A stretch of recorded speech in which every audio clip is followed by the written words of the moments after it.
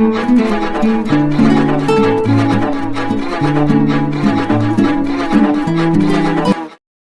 पिया कुछ नहीं, गिलास फोड़ा 12 आना, ये कहावत चरितार्थ कर दिखाई है भिलाई के कांग्रेस विधायक देवेंद्र यादव ने।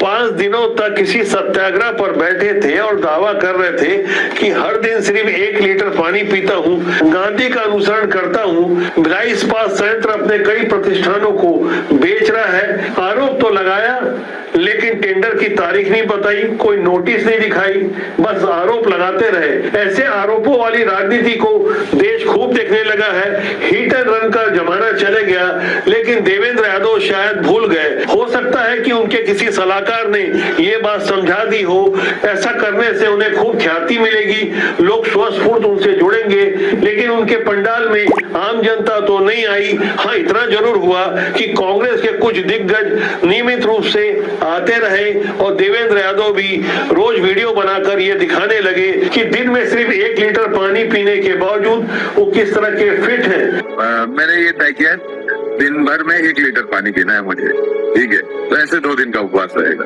यहाँ यह भी गौर करना होगा कि कांग्रेस के तमाम दिग्गज तो आ रहे थे, लेकिन भिलाई निवासी पूर्व मुख्यमंत्री भूपेश बघेल नहीं आए।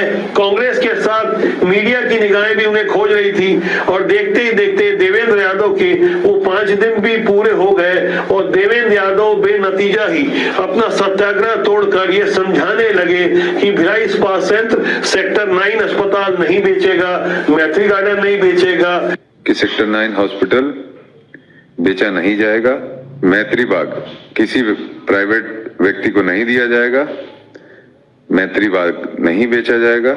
ऐसे में वही सवाल फिर से खड़ा होता है कि देवेंद्र जी आखिर टेंडर की नोटिस कहाँ है और किसने कहा कि भिलाई इस्पात संयंत्र ऐसा बेचने वाला है। अब देवेंद्र यादव को जो समझ में आया उन्होंने किया, लेकिन सुबह होते ही वो भूपेश बघेल के दरवाजे पहुंच गए। वहां से कुछ तस्वीर सामने आई। इन तस्वीर पर आप गौर कीजिए, जो बॉडी लैंग्वेज की भाषा थोड़ी भी समझते हैं, इस तस्वीर को देखकर आसानी से समझ जाएंगे कि भूपेश बघेल उनसे मिलकर कितना खुश है और देवेंद्र यादव उनके सामने खड़े होकर कितना सहज या असहज महसूस कर रहे हैं। दरअसल ऐसी तस्वीर और ऐसी भाव भंगिमा के पीछे असल वजह कुछ और है। राजनीति में कई बार नेता खुद को सहज दिखाने की कोशिश करते हैं, लेकिन अंदर खाने कुछ और चल रहा होता है। हर बातें चूंकि मीडिया के सामने नहीं आती, इसलिए अंदर खाने की कुछ गहरी जानकारी जो हमारे पास है हम आपसे लगातार साझा करते रहते हैं, जिससे आप जागरूक बने और राजनीति में अच्छे लोगों को ही प्रमोट करें और राजनीति में काम करने वाले चेहरों को पहचाने, जिससे देश और समाज का भला हो सके। देवेंद्र यादव की यदि बात कर रहे हैं तो यहाँ गौर करने वाली बात यह है कि राहुल गांधी जिन दिनों भारत जोड़ो यात्रा और न्याय यात्रा निकाल रहे थे, तो देवेंद्र यादव काफी लाव लश्कर के साथ दावा किया गया कि अपने सैकड़ों साथियों के साथ उस यात्रा में शामिल हुए। उसके बाद राहुल गांधी से उनकी नजदीकियां इस कदर बढ़ी कि भूपेश बघेल को ये नजदीकियां कुछ रास नहीं आ रही थी, लेकिन सारी बातें कह के तो नहीं समझाई जाती। लेकिन जैसे ही भूपेश बघेल की नेतृत्व वाली सरकार गिरी और कांग्रेस की आधे से भी कम सीटें छत्तीसगढ़ में रह गई, तो ऐसे बदले हुए हालात में देवेंद्र यादव ने 10 जून 2024 को सत्तावी समाज के कार्यक्रम में जाकर जिस तरह का एक माहौल खड़ा किया और दावा किया गया कि भीम आर्मी और भीम सेना जैसे कुछ बाहरी ताकतों के साथ मिलकर देवेंद्र यादव, जो कि खुद बाहर से आए थे, 130 किलोमीटर भिलाई से चलकर खुर्सी पार के अपने कुछ ठेका श्रमिक साथियों के साथ वहां मौजूद थे, जिन्हें बाद में पुलिस ने गिरफ्तार किया और देवेंद्र यादव की गिरफ्तारी के लिए भी काफी सबूत जुटाए गए। दरअसल बड़ौदा बाजार की घटना तो हर किसी को मालूम है कि देवेंद्र यादव के वहां जाने के बाद एसपी कलेक्टर कार्यालय में आगजनी हुई। एक ऐसी घटना जो आजाद भारत में इससे पहले कभी नहीं हुई। इस मामले में देवेंद्र यादव के विरुद्ध जो सबूत मिले और 6 महीने से ज्यादा उन्हें जेल में रखा गया। सुप्रीम कोर्ट से उन्हें किसी तरह की जमानत मिली। यहाँ यदि टाइमिंग पर गौर किया जाए तो आगजनी वाली घटना 10 जून 2024 को हुई थी।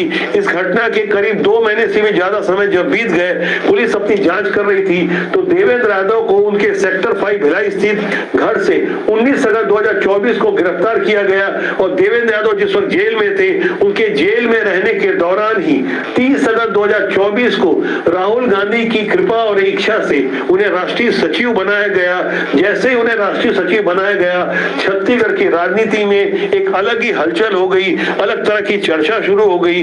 दावा किया गया कि भूपेश बघेल को अलग थलग करने के लिए देवेंद्र यादव में उभार लाया जा रहा है। गौर करने वाली बात तो यह भी है कि 2024 के लोकसभा चुनाव में बिलासपुर से देवेंद्र यादव को भूपेश बघेल की इच्छा के विपरीत जाकर टिकट दी गई थी। अब ऐसे माहौल में जहां देवेंद्र यादव साफ तौर पर राहुल गांधी वाली जाति जाति की पॉलिटिक्स पर बेहतर काम करने लगे और बलौदा बाजार में जिस तरह से हिंसक माहौल में अपना योगदान देकर के आए, ये बातें तो भला राहुल गांधी को क्यों पसंद नहीं आती।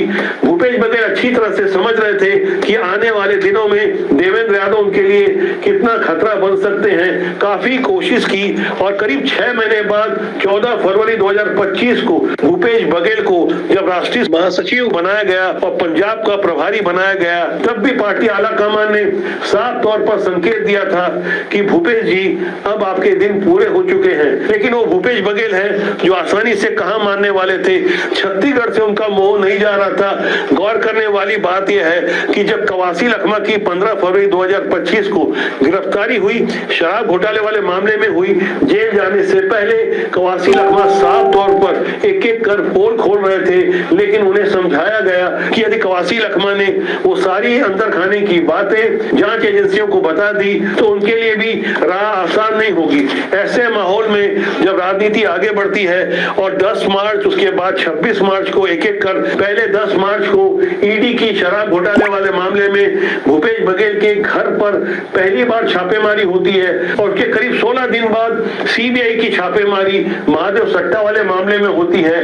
ऐसे माहौल में भूपेश बघेल को तब भी अच्छी तरह से समझ में आ गया था कि आने वाले दिनों में उनके लिए छत्तीसगढ़ में बहुत कुछ बचेगा नहीं। सबूत जुटाए जा रहे थे, लेकिन भूपेश बघेल को पक्का यकीन था पप्पू बंसल जैसे लोग जब तक पकड़ के बाहर हैं उनका कुछ नहीं होगा। लेकिन जल्द ही पहले विजय भाटिया, उसके बाद पप्पू बंसल भी एक बड़े राजदार के रूप में जो उनके साथ थे वो गिरफ्त में आ गए। उसके बाद सारी पोल खुल गई और 18 जुलाई को जैसे ही चेतन बघेल की गिरफ्तारी हुई, वहां से भूपेश बघेल को अच्छी तरह समझ में आ गया कि पार्टी आलाकमान उनके साथ नहीं खड़ा है। हालांकि शुरू में ऐसी कोशिश की गई एक माहौल खड़ा किया जाए, लेकिन जिस तरह के एक के बाद एक आरोप लगते गए और उन आरोपों की प्रामाणिकता भी सामने आती गई और भूपेश बघेल के सारे करीबी जब जेल जाते गए, चाहे सौम्य चौरसिया हो, कवासी लखमा हो, चेतन बघेल हो, ये तीनों ही फिलहाल शराब घोटाले वाले मामले में जेल में हैं और भूपेश बघेल जेल के बाहर हैं। तो आम जनता के सामने एक स्वाभाविक सा प्रश्न बार बार खड़ा होता है कि आखिर कब भूपेश बघेल गिरफ्तार होंगे। उनकी गिरफ्तारी से अलग कुछ और अंदर खाने की बातें हैं जो कि आम लोगों से साझा नहीं की जा रही। दरअसल जांच एजेंसियां तो हर बात की प्रेस विज्ञप्ति जारी नहीं करती। ऐसे में भूपेश बघेल को लग रहा है कि जब तक जितने दिन भी वो बाहर हैं, वो पार्टी आलाकमान को खुश करने वाली भाषा बोलते रहे, ऐसी भाषा बोले जिससे पार्टी आलाकमान खासकर गांधी परिवार खुश रहे। तो इसलिए उन्होंने आजकल वही भाषा चुनी है जैसा कि राहुल गांधी कहते हैं, जो राहुल गांधी को पसंद आता है। अब उन्होंने भारतीय जनता पार्टी के साथ साफ तौर पर अपने आरोपों में आरएसएस को भी घेरना शुरू कर दिया है। कांकेर में धर्मांतरण के मुद्दे पर जिस तरह से हिंसा हुई तो पत्रकार उससे प्रतिक्रिया ले रहे थे, तो यहाँ भूपेश बघेल की आप तेवर देखिए। जो कांकेर में जो घटना घटी है, ये भी भारतीय जनता पार्टी, आरएसएस, बजरंग दल, विश्व हिंदू परिषद के द्वारा लगाई गई आग है। अब आप सोचिए, भूपेश बघेल 5 साल मुख्यमंत्री थे, तमाम घपले घोटाले के आरोप है और महादेव सट्टा वाले मामले में तो वो एफआईआर में नामजद आरोपी हैं। यहाँ सीबीआई ने उनके विरुद्ध एफआईआर दर्ज की है।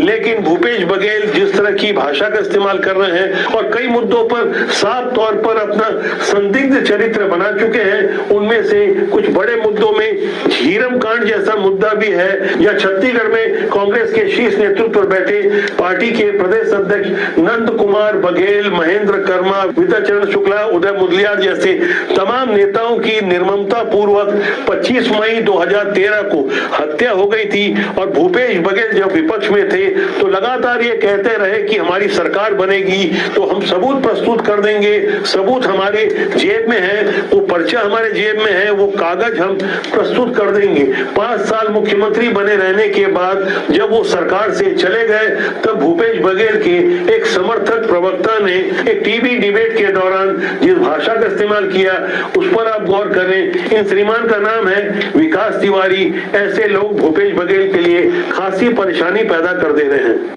साबुत ला के देता हूँ, कहाँ ला के देना बताओ। अब आप ऐसे में अंदाजा लगा सकते हैं कि छत्तीसगढ़ कांग्रेस के अंदर आखिर चल क्या रहा है और किस तरह से कुछ लोग क्या साफ तौर पर भूपेश बघेल को जानबूझकर फंसाने की कोशिश कर रहे हैं। जो इस तरह के बयान सामने आ रहे हैं, भूपेश बघेल का मौजूदा समय में छत्तीसगढ़ कांग्रेस की राजनीति में अभी भी सबसे बड़ा कद है और भूपेश बघेल छत्तीसगढ़ छोड़ना नहीं चाहते।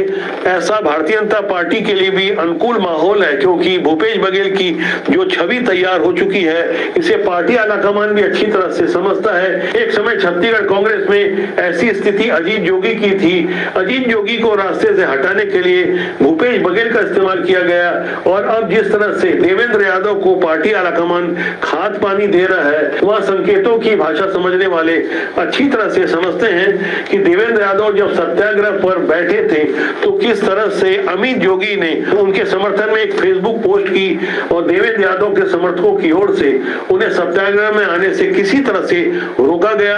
अमित जोगी आना चाहते थे, देवेंद्र यादव भी उन्हें बुलाना चाहते थे, लेकिन अमित जोगी को किसी भी हाल में भूपेश बघेल कांग्रेस में नहीं लाना चाहते, जबकि चरणदास महंत उन्हें वेलकम पहले ही कर चुके हैं। अमित जोगी और उनकी मां रेणु जोगी से ये फूलों के गुलदस्ते वाली तस्वीर खूब चर्चित हुई, लेकिन ये तस्वीर बस तस्वीर बनी रह गई क्योंकि छत्तीसगढ़ कांग्रेस में आज भी वही हो रहा है जैसा भूपेश बघेल चाहते हैं। ऐसे बदले बदले हालात में छत्तीसगढ़ की राजनीतिक फिजा भी बदलती नजर आ रही है। हिंदूवादी राजनीति जिस तरह से परवान चढ़ रही है, आने वाले दिनों में कांग्रेस के लिए यहाँ से और मुसीबतें खड़ी हो सकती है। खासकर कांकेर में मिशनरी समर्थित और भीम आर्मी समर्थित लोगों के द्वारा जिस तरह से स्थानीय आदिवासी जनता के साथ मारपीट की गई और वहां के ईसाई धर्म को मानने वाले पुलिस अधिकारी और तहसीलदार, एसडीएम सहित तमाम लोगों के विरुद्ध गंभीर आरोप लगे और 24 दिसंबर को छत्तीसगढ़ बंद के दौरान कांकेर और कांकेर के बाहर पूरे छत्तीसगढ़ में जिस तरह से कुछ आक्रामक तस्वीरें सामने आ रही है उसे यदि आप गौर करें तो आपको यकीन हो जाएगा कि आने वाले दिनों में इस तरह का कई और माहौल आपको देखने को मिल सकता है। ये तस्वीर है रायपुर के एक मॉल की। दावा किया गया कि यहाँ बजरंग दल के कुछ कार्यकर्ताओं ने बंद के दौरान क्रिसमस के लिए तैयार की गई व्यवस्था को पूरी तरह तहस-नहस कर दिया।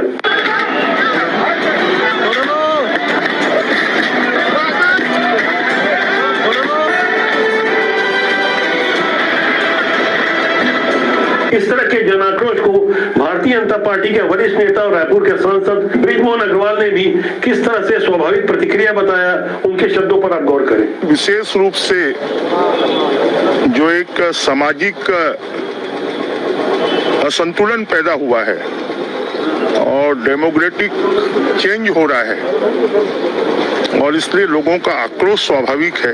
ऐसे माहौल के बाद अब छत्तीसगढ़ सरकार के ऊपर भी दबाव इस बात का भी बढ़ गया है कि धर्म स्वातंत्र अधिनियम 1968 जो बहुत पुराना कानून हो चुका है, धर्मांतरण के विरुद्ध और बड़ा कानून छत्तीसगढ़ में लागू किया जाए।